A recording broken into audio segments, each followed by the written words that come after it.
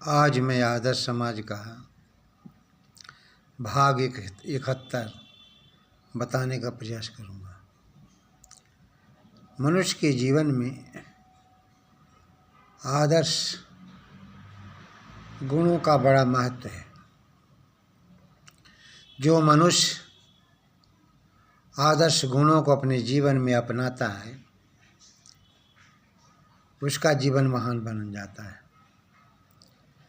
जो व्यक्ति आदर्श गुणों से सदा दूर रहता है वह राक्षस बन जाता है।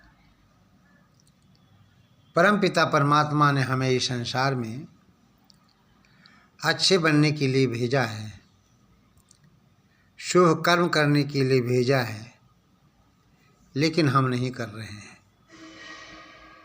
जो मनुष्य सोचता है कि कर्मों का हिसाब नहीं होता है, होता है। जो मनुष्य जैसा कर्म करता है परमपिता परमात्मा उसे वैसा ही फल देता है। लेकिन ऐसे विचार वाले लोग बहुत कम मिलते हैं। जो मनुष्य परमपिता परमात्मा को समझता है, जानता है और ये भी सोचता है कि हम जैसा कर्म करेंगे परमात्मा उसे हमें वैसा ही फल देगा, फिर वह मनुष्य किसी प्रकार का कोई अनुचित कार्य नहीं करता है। इसलिए हम यही कहना चाहेंगे दुनिया के लोगों से, वो दुनिया के लोगों, यदि वास्तव में आप अपने जीवन को महान बनाना चाहते हैं तो अपने अंतःकरण में सद्गुण लाने पड़ेंगे। अपने अंतःकरण को सद्गुणों से भरना होगा, तभी ऐसा संभव हो सकता है। लेकिन हम ऐसे होते जा रहे हैं कर्म विहीन। जो मनुष्य कर्म में विश्वास रखता है और शुभ कार्य करता है वह मनुष्य महान बन जाता है। लेकिन हम इससे बहुत कोसों दूर होते जा रहे हैं। वेद स्पष्ट ही करते हैं कि कर्मों का फल मनुष्य को जरूर मिलता है।